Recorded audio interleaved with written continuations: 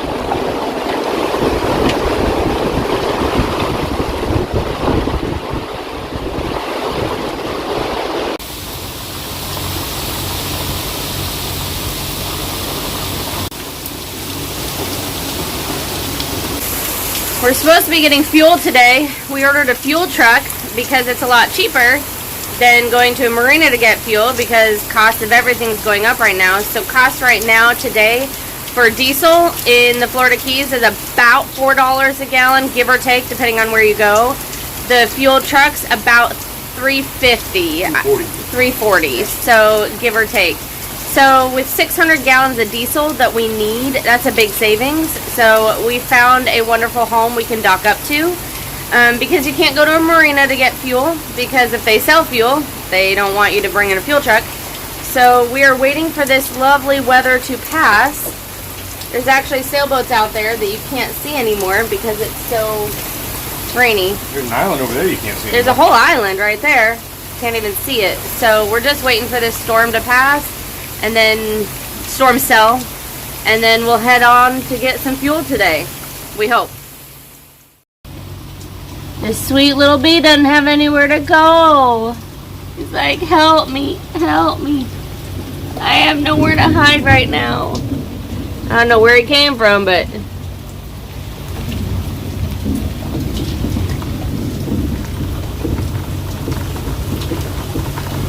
just chilling for the storm. Storm just passed. You can still see it going that way. But now we're like all facing different directions.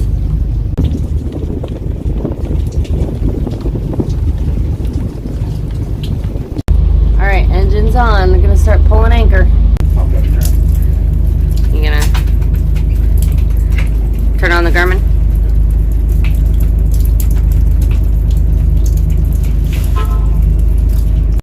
Yep. Watch your head. Thank you.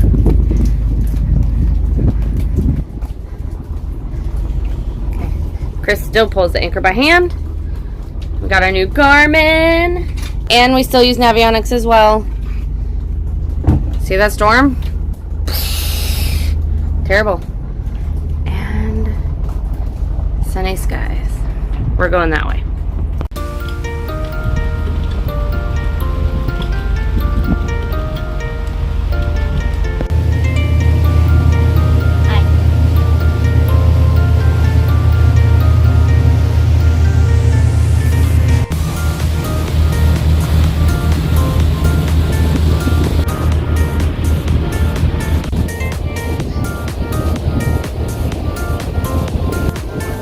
Line's all ready to go. Bumpers out.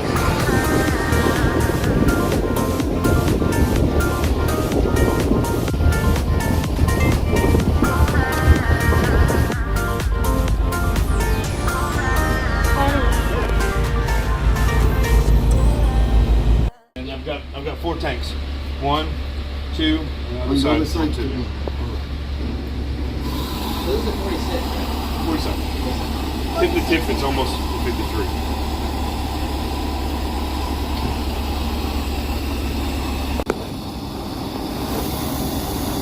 slow. She does 8 knots.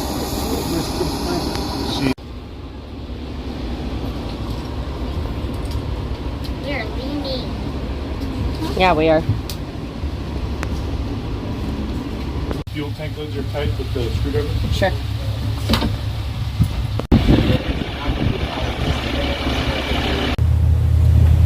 We filled up with fuel and we're back cruising. I'm just relaxing. I got my autopilot working. It's a new model. $3.41. No. It's $3.28 a gallon cash price, or it was $3.38. 10 cents a gallon more for a credit card. We put 426 gallons in. We probably could have done 450 or 460, but that's all they had in the truck. We emptied the truck. I started making Halloween cards. Holiday cards. Like this one. Did I forget to mention New Year? I really dropped the ball on that one. That's funny. What other cards have you made? Halloween, birthday, Christmas, Thanksgiving, and Valentine's Day. Yeah, you're really good at those. Was Valentine's Day the little kitty one? Go get me another one and show me. Oh, like Halloween? Sure. It just says Happy Halloween, picture of a pumpkin, and then the pumpkin turns into a face and says boo. That's funny. That's great. Is she biting you? Play biting and play whacking. She's in a playful mood. She likes our new chairs. I'm gonna finish my Arctic box.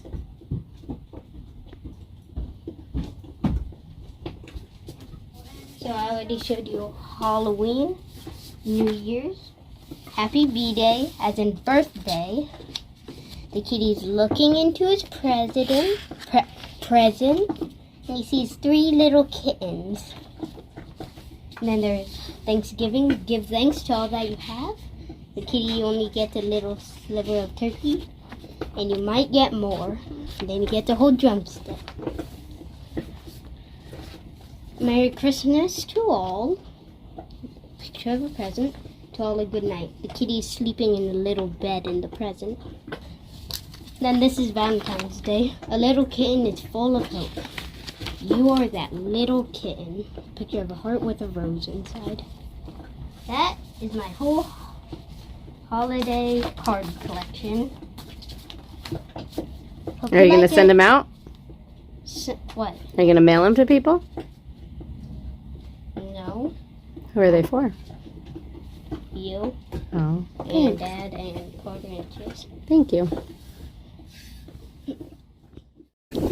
We're on our dinghy dock, and we started dinghy back to the boat. We've got some groceries, and the engine started smoking, and it stopped giving us forward propulsion. So I just turned the tiller around, and we just kind of, what's the word, floated back into the dock, which is nice that the current's coming this way. So now we have some friends coming, and they're just going to tow us. And then later tonight, we don't know how Chris is going to get back to the boat, but once he gets back to the boat, he'll figure out what's wrong with the dinghy. Wow. What kind of line is that? A bowline.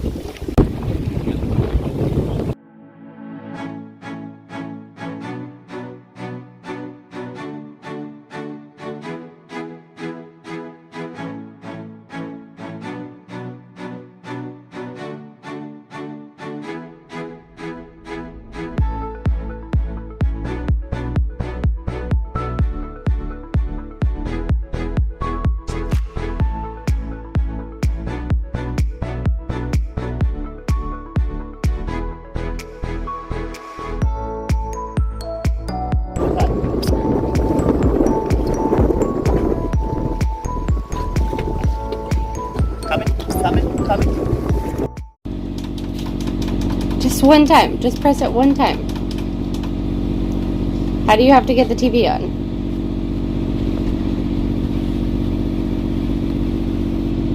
What are we going to watch? Santa Claus 2. Why? Because we don't want to use the hotspot. Well, And we watched the first one yesterday. And Halloween's over, so it's time for Christmas. Our TV has trouble turning on.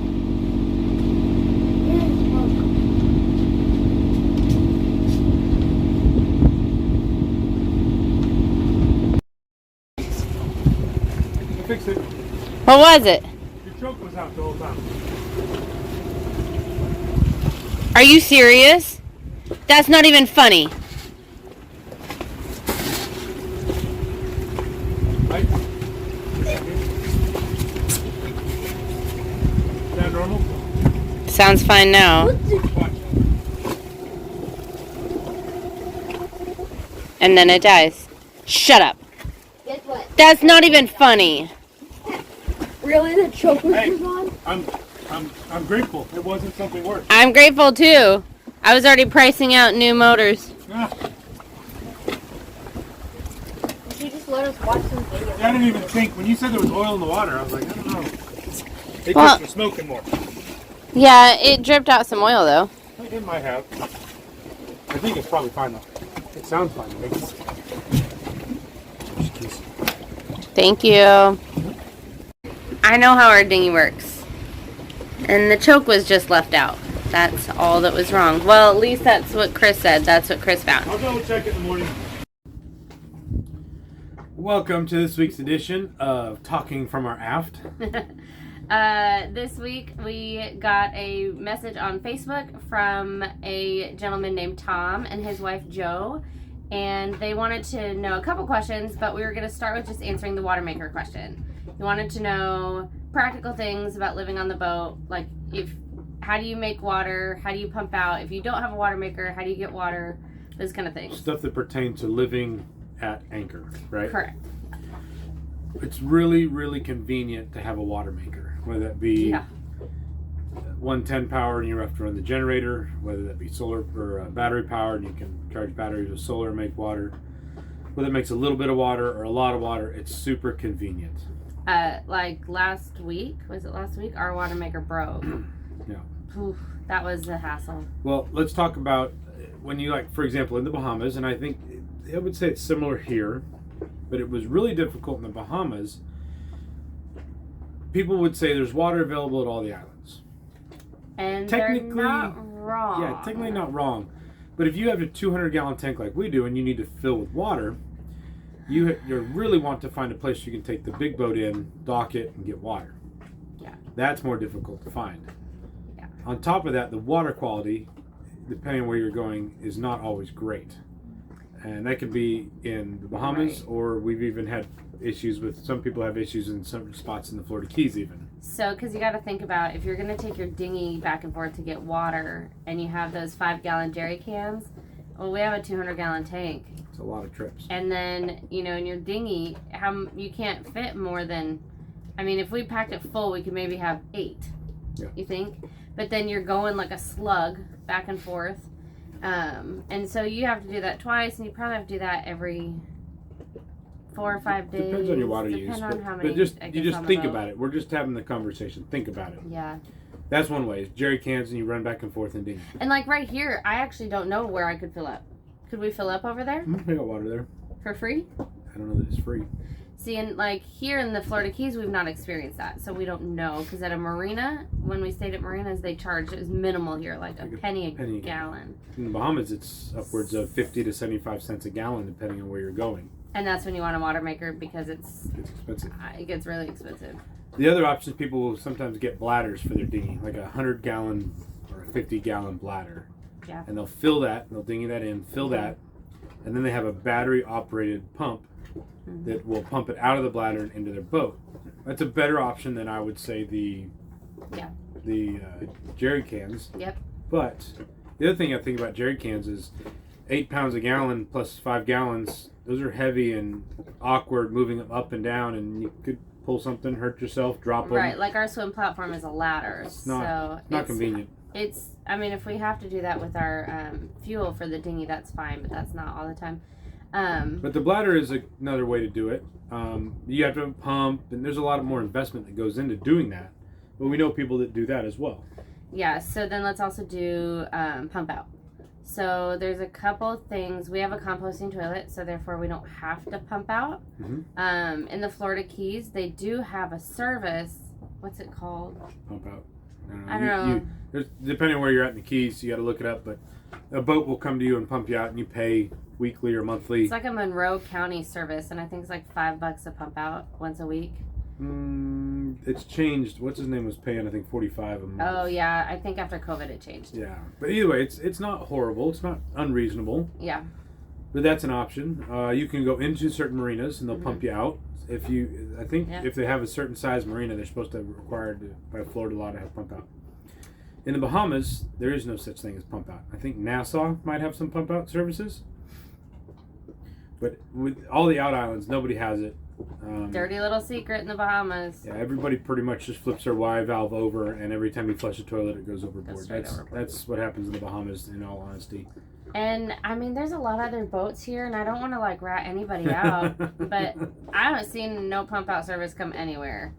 But also some of these boats, I don't even know if there's a bathroom on board, so they might just be sticking their tush in the water. I don't know. Which is funny. It's perfectly legal to stand off the back of your boat and pee, or to crawl in the water and not pee. Lay one. But if you do that into a man-made holding receptacle and then flush it overboard, it is not legal. Right. In the States. Right. Unless you're 3 miles offshore, of course. Right. So we use our composting toilet, and we had problems with gnats, and that's pretty much gone. So that's nice. Yep. Have you noticed anything? Me either. But those are some of the practical things when it comes to living on anchor. The other biggest thing you'll find living on anchor is how do you get to shore? Because you're not going to be on your boat 24/7. A typical day for us, especially now that I'm working, is we get up, they run me into the dinghy dock, drop me off, I go to work. They may go ashore and do some schoolwork or do soccer or do sailing club or something, come back. Then they'll come back and pick me up. So we're back and forth once or 2 or 3 times a day. In the Bahamas, a lot of the islands are set up really conveniently for dinghy service. You dinghy in to get groceries. You can walk everywhere. It's very, very convenient. In the Florida Keys, unless you're in Key West, it is not set up that way.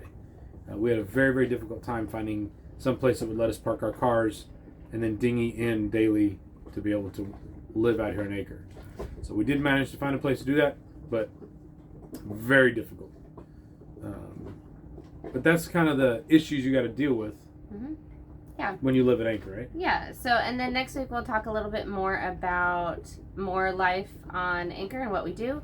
And then also we had another half a dozen questions about our future plans, where we see ourselves in 3 years, 5 years, and 10 years. So that'll be next week off our aft. If you guys have any other questions you'd like to see us answer in these moments on the aft of our boat as we talk out of our aft, or no, not that right. Talking from our aft. There you go. Go ahead and put those in the comments or message us, and we'll do our best to answer them. That's right. So thanks so much for watching. We appreciate having you guys join us through our whole journey. And remember, it's your turn. You say it. You say it better. You say it better. You say it better. You say it the best. We'll say it together. Okay. One. You're gonna lie. I'm not gonna say it. Enjoy the journey. Thanks, guys. Bye.